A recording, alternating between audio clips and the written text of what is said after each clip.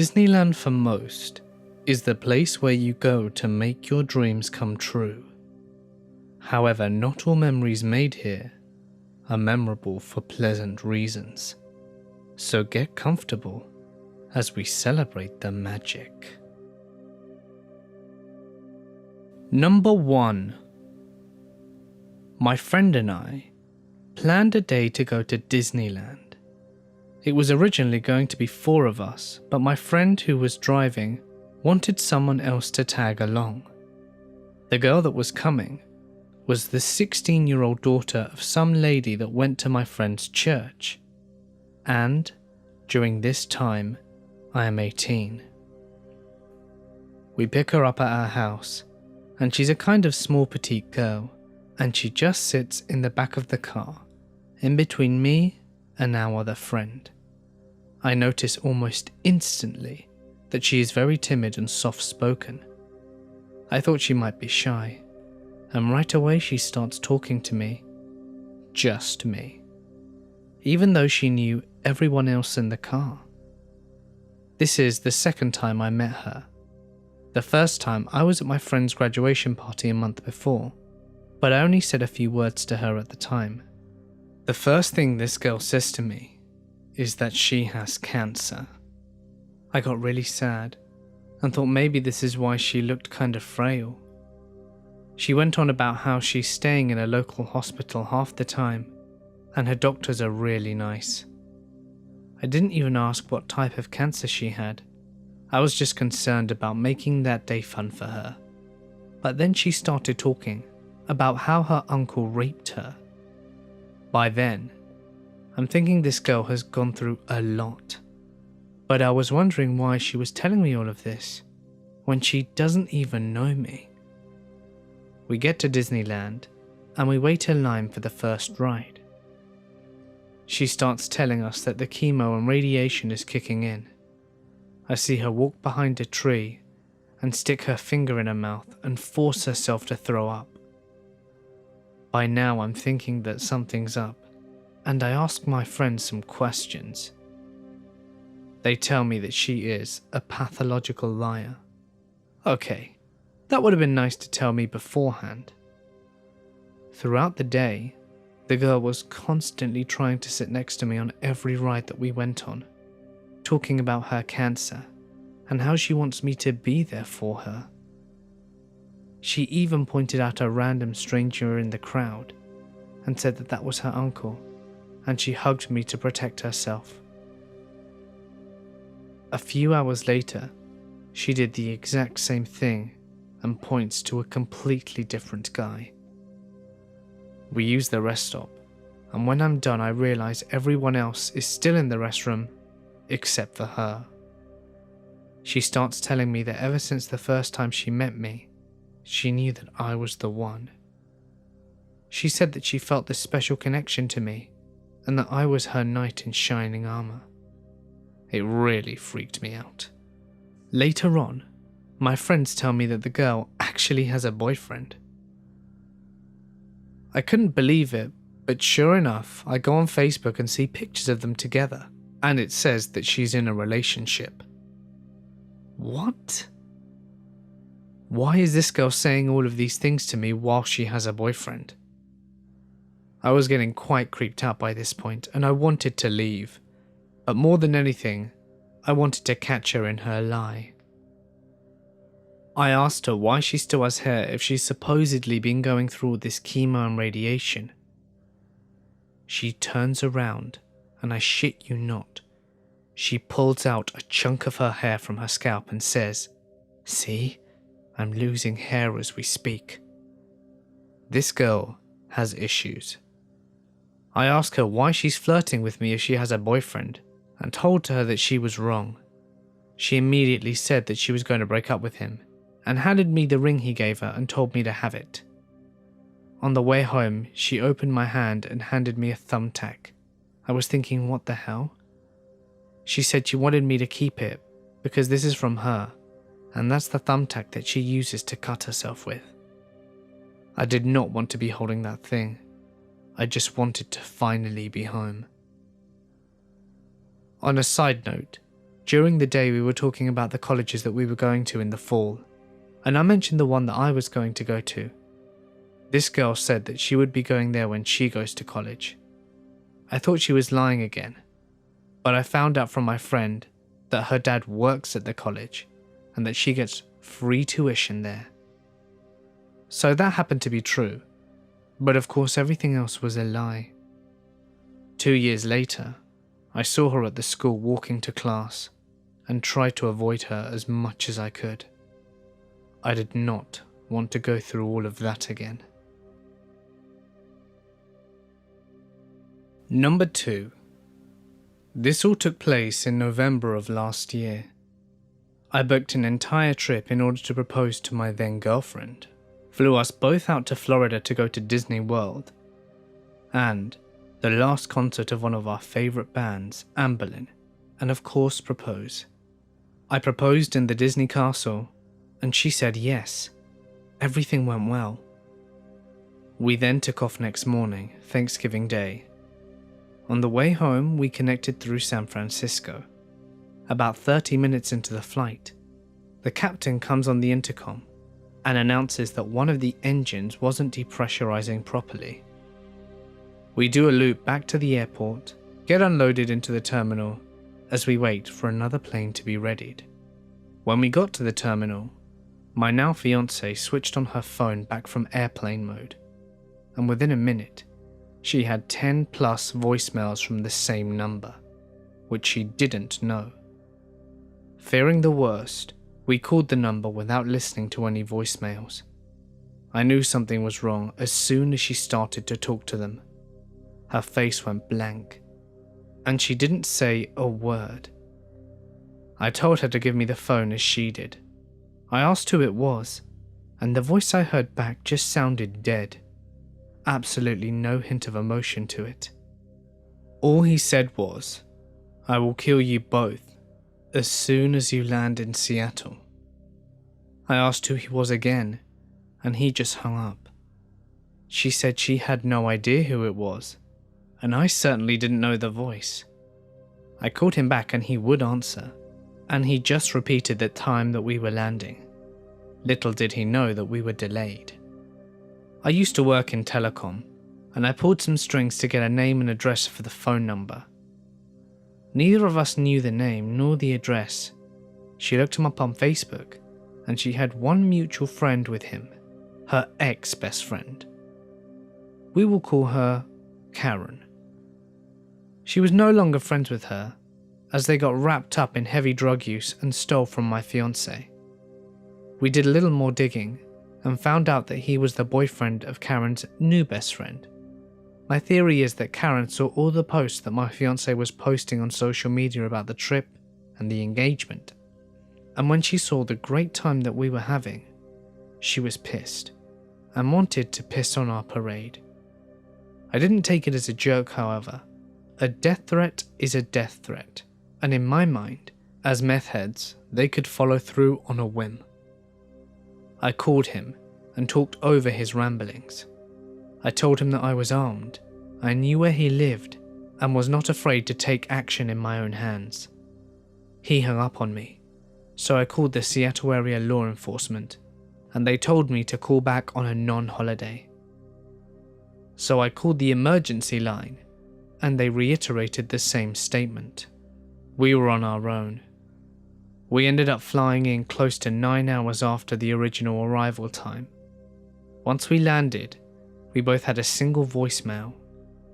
Hers I assumed from the guy, and mine, I had no idea, as he hadn't been calling my phone. My voicemail was from my dad, who said he'd gotten a call from my neighbour saying that the mailbox had been destroyed. Looked like it had been hit by a car, and that the mail was stolen from it. Her voicemail, however, was the guy screaming, "Where are you? How dare you?" and plenty of other threats and random yelling. I drove home and dropped off my fiancée at her house, insisting she not come with me to my place, in case someone was still there. They threw a brick through my window with an old picture of my fiancée and Karen attached to it. I tried calling him, to no answer. I went to bed and covered up the window with a tarp, making sure my fiancé was okay. I filed a police report the next day and said I couldn't do anything without seeing them on my property. We blocked everyone involved on social media and went about our lives. I didn't hear from them for about 3 weeks, and then he sent me a picture of my fiancée working. I immediately called her and told her to go to the back of her work, a bubble tea shop. I then called mall security and explained the situation, but by the time they got to the food court where the picture was taken, he was obviously gone. At this point I was done messing around. I knew his address and swung by and dropped off a note attached to a critical defense .4 bullet, saying, "This is your last chance to leave her alone. This is your only warning." It's been almost 9 months now, and I haven't heard a word or seen them again. But for both our sakes, I sincerely hope not to meet you, Tyler. Number 3. I am currently a 14-year-old girl who was born and grew up in Hawaii, but I look more Hispanic than Hawaiian. I also have a horrible slur that sounds like I can hardly pronounce words. At the time I was around 8 and had reddish blonde hair which was horribly dyed and very unkempt. There were 5 of us on this trip. Me, my mother, Tawny, Travis, and my sister's boyfriend Jay. The actual story. When I went to California, my mum decided that we should go to a nearby swap meet in Orange County after we'd been to Disneyland. So at around 12 when we left Disneyland and took a creeper van to the place, it was not what I expected. It was a plain white building with some people lingering outside, and this is where I first saw him. He was a Hispanic male, fairly white skin tones, with black baggy pants and a white t-shirt that had stains everywhere. It looked as if it hadn't been washed in weeks. I paid no attention, as I was too busy fussing over the newly painted unicorn on my face. We left the car, and I was told to stay by my mother. Throughout the day, I kept seeing him. He got very close twice, and was in grabbing distance from me, when I suddenly noticed him scurry away.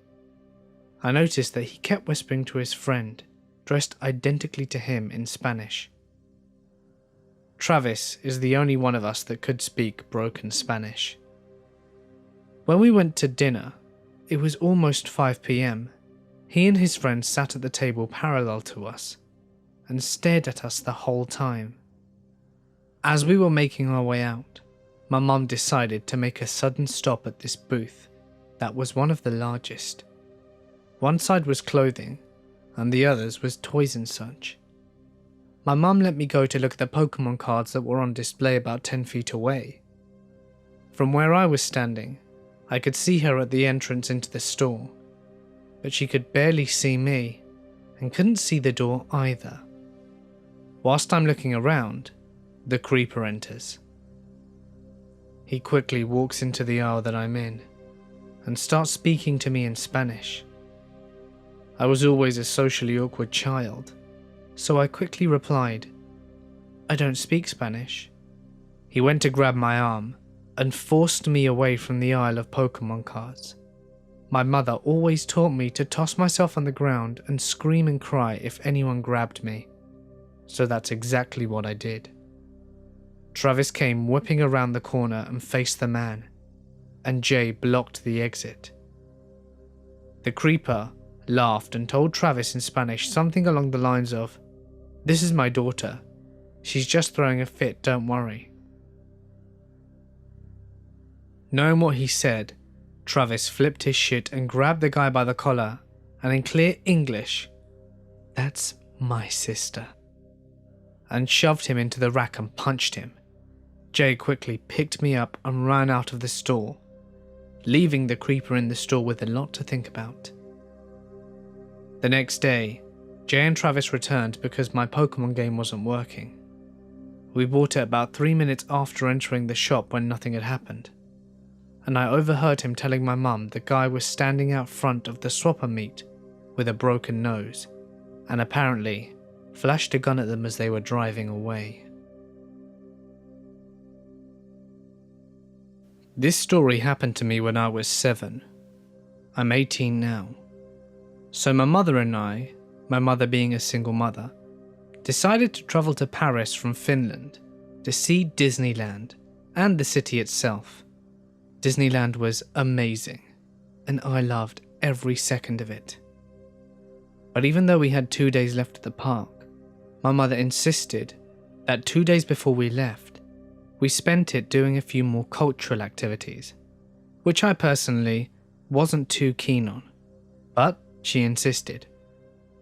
So we left Disneyland that day to visit the most famous sites in the city: the Louvre, the Arch, the grave of the unknown soldier, the Versailles, even though it's not really in Paris, and of course the Eiffel Tower. We saved the tower for last.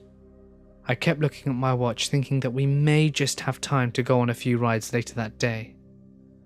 When we got to the tower itself, I insisted on looking around various small souvenir carriages. I ran off to look at the stands without my mum, and after about 15 or 20 minutes of looking around different versions of the same Eiffel Tower keychain, I noticed that she was nowhere to be found. Initially, I wasn't too shaken up, since I'm sure my mother was sitting somewhere keeping an eye on me, in the way she always did. I decided to walk a few more stands closer to the tower itself, and after a few minutes, I did a 360 look around to try and see if I could locate where she was, but to no avail. At this point I had started to panic. Being a tiny Finnish boy in a foreign country, and with no understanding of French and barely any English, I grew only more anxious and scared of my situation. This is where the story gets creepy. Whilst walking around aimlessly and scared, trying to find my mother, I see a tall guy staring right at me, maybe 20 meters away, doing the finger gesture, suggesting for me to come closer to him. I was quite creeped out and decided to turn around and walk away. Perhaps I'd be able to locate my mother. The next set of consequences I will never forget, and have possibly been the scariest moments of my life. From nowhere I see a long dark shadow in the ground, and I get a very uneasy feeling from the bottom of my stomach. I turn around to see the same guy standing behind me, with a huge grin on his face. He then proceeds to say something in French, but I stand there paralysed by fear. He then says something to me in English, with a very thick accent. "Follow me, little blonde boy." Now, like I said, I didn't really speak English at the time, but from watching plenty of American cartoons and movies with subtitles, I understood that. The man tries to reach out for me, but I start running from my life. I kept screaming for my mother, when out of nowhere, she appears, the man still running towards me as I run into her arms. My mother quickly asks me if I'm alright and what happened. I hastily explain my encounter and we both turn around so that I can point him out to her. But the man has literally vanished into thin air. The thing is, when he confronted me, we were nowhere near any buildings or vendor carriages, and the tourist crowds weren't awfully large either. After comforting me for a minute, my mum explained to me that she had to go buy a bottle of water from a vendor, and had tried looking for me afterwards. Safe to say, my mother stayed by my side for the rest of the trip, and didn't let me out of her sight again. I had several years to rethink the whole situation I was in. I still think to this day that I could have possibly been kidnapped. I can't help but wonder if those were his intentions or not. Maybe this man saw me, walking aimlessly for minutes trying to find my mother. But then again, who knows? I may have wound up in a completely different situation if I hadn't have run when I did. Nevertheless, This incident has easily been the creepiest encounter of my whole life. Number 5.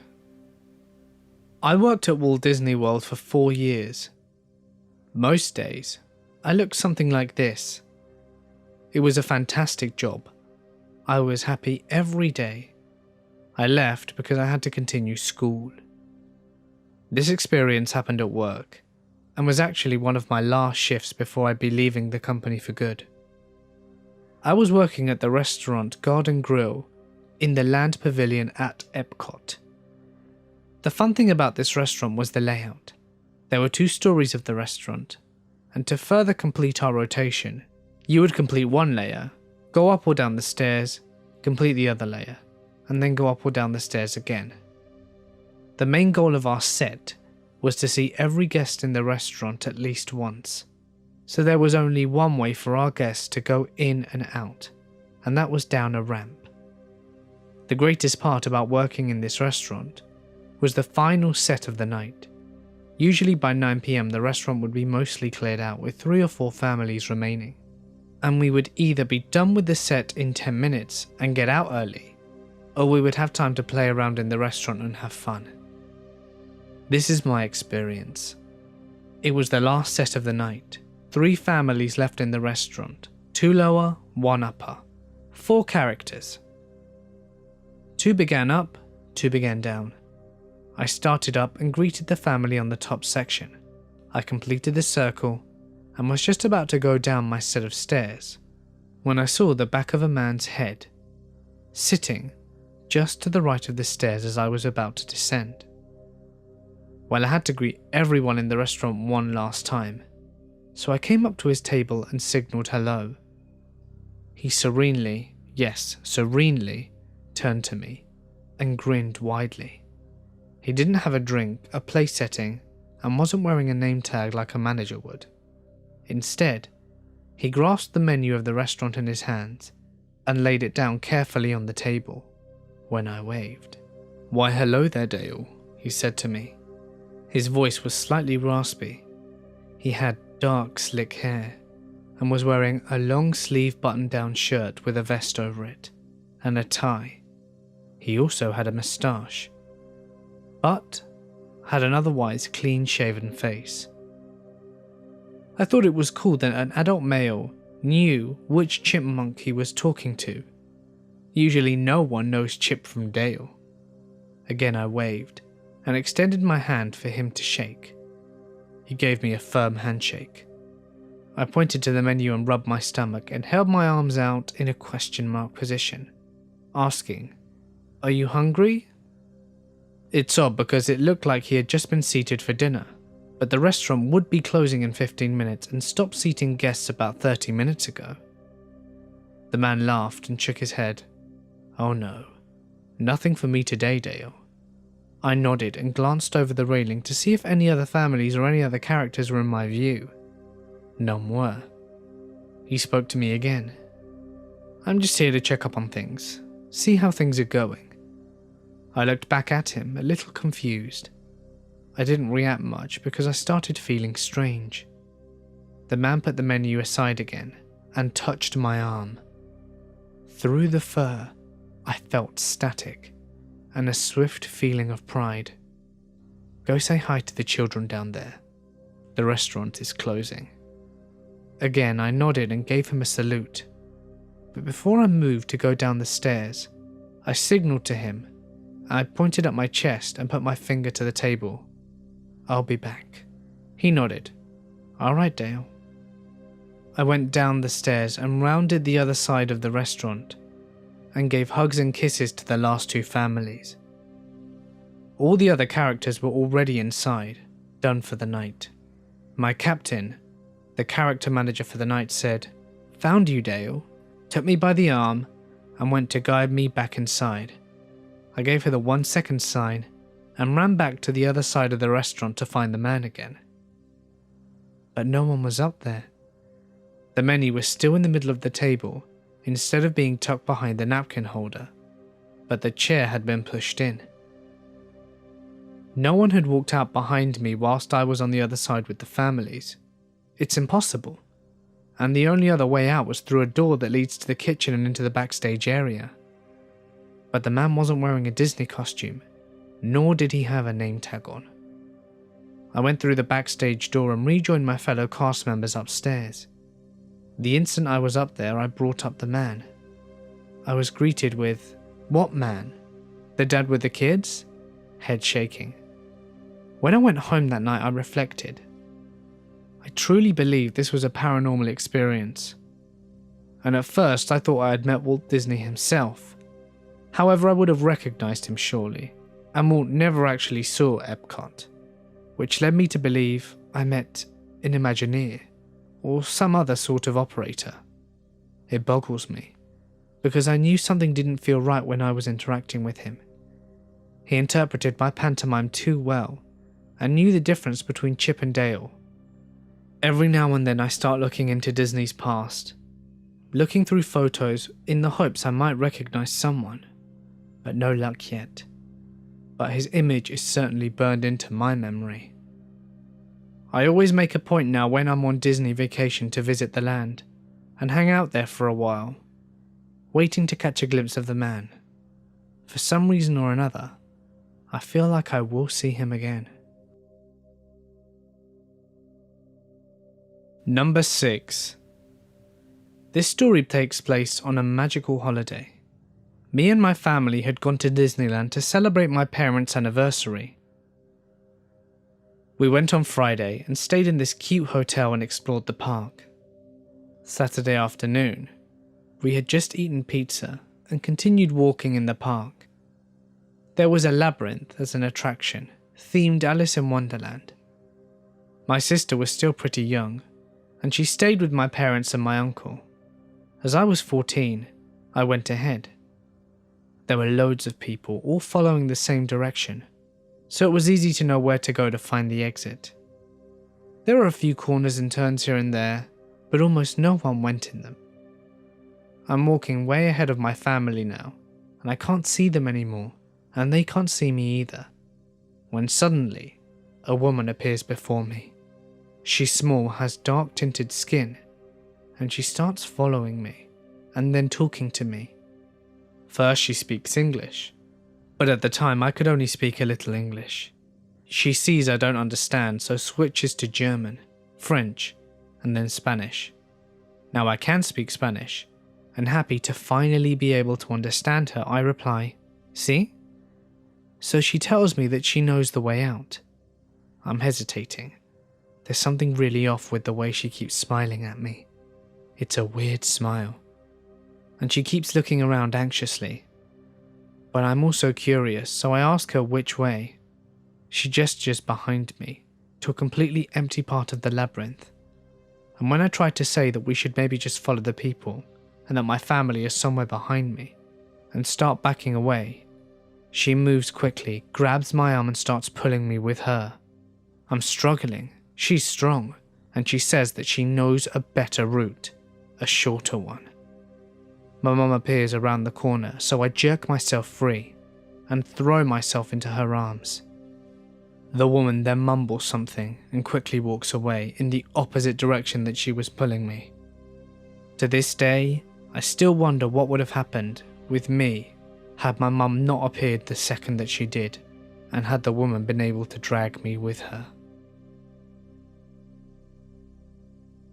Number 7. I worked in the California Avenue after Buena Vista Street opened in Disneyland. One night I was cleaning the shelves in trolley treats when the locked automatic doors just opened. Now normally I wouldn't think anything about it, but 2 fellow cast members behind me, just checking out the cash registers, just stopped and stared. I asked, "Did those just open on their own?" And they both nodded. I shrugged and continued my work. About 10 minutes later, it did it again. This time I was alone. I got down and checked the door, but it wouldn't open even for me, so no idea what caused it at the time. I mentioned this to my lead, who told me that the whole trolley treat side and the old Burbank ice cream shop were haunted by a little girl who died in the parking lot when the DCA wasn't even a dream. She apparently liked messing with the boys and would tease male leads closing up by running up and down the aisles late at night. Number 8. Around 8 years ago when I was 14, I went on holiday to France with my friends and her parents. We were staying at the Euro Disney resort, so we didn't have much contact with the outside world whilst we were there. On the third day though, we decided to go to a nearby shopping centre called Val d'Europe. This place was massive to a pair of 14-year-old girls. There were so many different shops that my friend and I tried to go in, and decided to sit around the benches rather than continue shopping with my friend's mother as we were tired. That was when I first noticed two men in their mid-40s eyeing up me and my friend. They were both quite large, bearded men of possibly Middle Eastern or Algerian descent, whilst we were still, and are, freckled Irish girls. Me with red hair and green eyes, and my friend with blonde hair and blue eyes. I started to get uncomfortable almost instantly, while my friend thought that I was imagining things. I could see the men whispering and staring at us, and they started getting closer and closer, eventually sitting in the area where we were in. At this point I asked my friend if we could move to the next set of benches. As we leave, the men start to follow, confirming my suspicions. I'm getting pissed off as I can see them planning something, as they are now blatantly following and staring us. Being in a foreign country, I was even more on edge and didn't even know my surroundings or speak French that well. So I knew I was helpless if anything happened. Anyway, this went on for another 20 minutes or so, then following as we moved away. I had enough and was really freaked out, so we went to find my mum and told her what was happening. Meanwhile, they had followed us to the shop and noticed who we were talking to. We thought that would be the end of it, but they actually went up to my friend's mother and asked her for information about us and if they could take us out. Needless to say, she was more assertive than we could be, and they backed off. I clung to my friend's mother for the rest of the time there, but they still followed us around from shop to shop until we left. While they never actually laid a finger of us or spoke directly to us, the idea of what their intentions were with two 14-year-old girls still freaks me out. Hey guys, it's Mort here, and thank you so much for listening.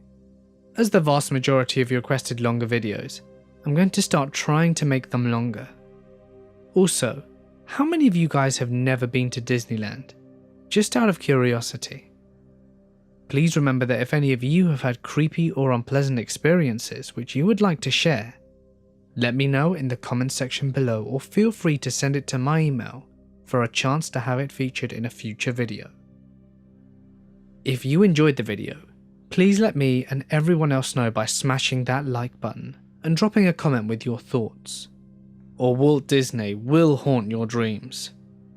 You can also follow me on Instagram and Twitter at The Mortis Media for some secret stuff that you won't find anywhere else. But anyway, for now guys, I'm going to sign off. Stay awesome, and I'll see you in the next one.